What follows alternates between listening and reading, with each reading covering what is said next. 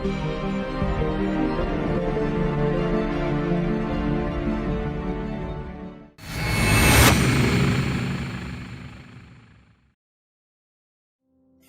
kita sudah melihat tadi betapa bahayanya bullying.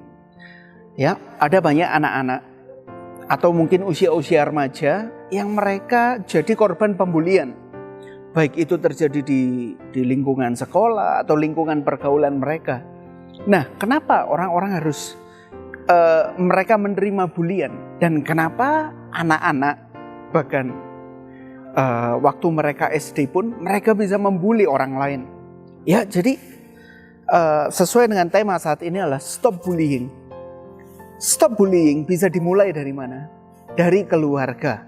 Kenapa anak-anak bisa membuli teman-teman mereka di sekolah? Mereka melakukan perundungan di teman-teman pergaulan mereka dan lain sebagainya. Karena kurangnya cinta kasih dalam keluarga. Ya, jadi bagaimana kita bisa menghentikan perundungan atau bullying ini? Dimulai dari keluarga. Anak yang cukup atau bahkan anak yang menerima kasih sayang di keluarganya, anak yang dihormati di keluarganya, anak yang betul-betul disayang di tengah-tengah keluarganya, dia pasti akan bisa menyayangi juga teman-teman di sekolahnya. Jadi orang tua bisa memberi dampak yang nyata kepada anak-anak melalui kasih sayang, melalui perkataan, juga melalui perbuatan. Sehingga saat anak justru di keluarga mereka, anak ini menerima perlakuan kasar dari orang tuanya, mendapat kata-kata yang buruk dari orang tuanya, sehingga dia tidak bisa melampiaskan itu di keluarganya. Anak ini bisa melampiaskan di pergaulan mereka, di sekolah mereka. Ini bahayanya. Jadi kita bisa menghentikan perundungan dimulai dari tengah-tengah keluarga kita. Lalu dimulai dari sekolah. Para guru-guru yang ada juga bisa memperhatikan anak-anak. Ya, jadi ada banyak hal yang bisa kita lakukan. Bahkan dalam firman Tuhan. Dalam firman Tuhan, kitab Roma mengatakan, ya, dalam kitab Roma pasal 13 ayat yang 10. Roma 13 ayat 10 mengatakan, kasih tidak berbuat jahat terhadap sesama manusia. Karena itu kasih adalah kegenapan hukum Taurat. Dengan jelas firman Tuhan mengatakan kasih tidak berbuat jahat terhadap sesama manusia. Ya, bukan cuma sesama manusia, kepada binatang pun, hewan peliharaan pun kita juga mengasihi.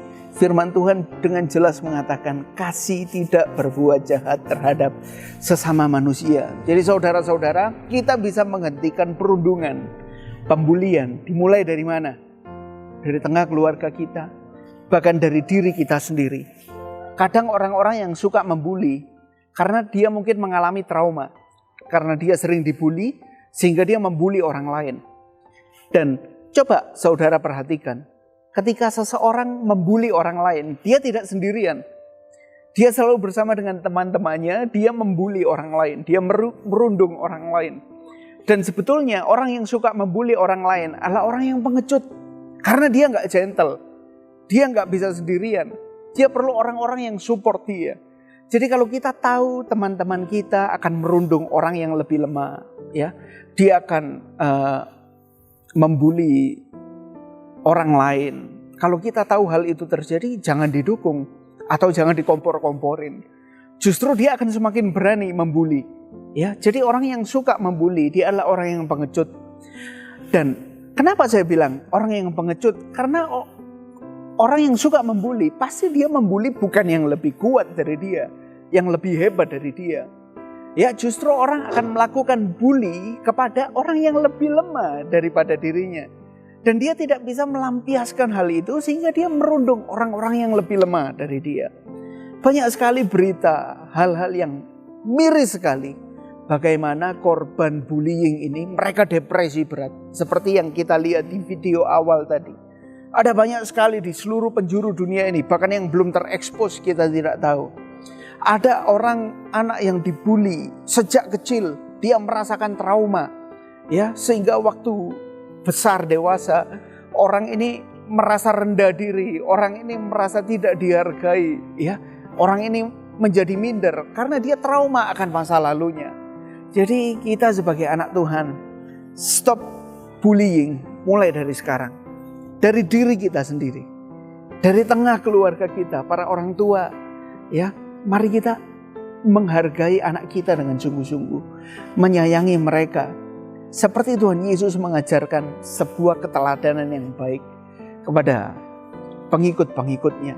Ya, jadi keteladanan itu bukan cuma dari sekedar kata-kata, tapi bagaimana juga kita bertindak.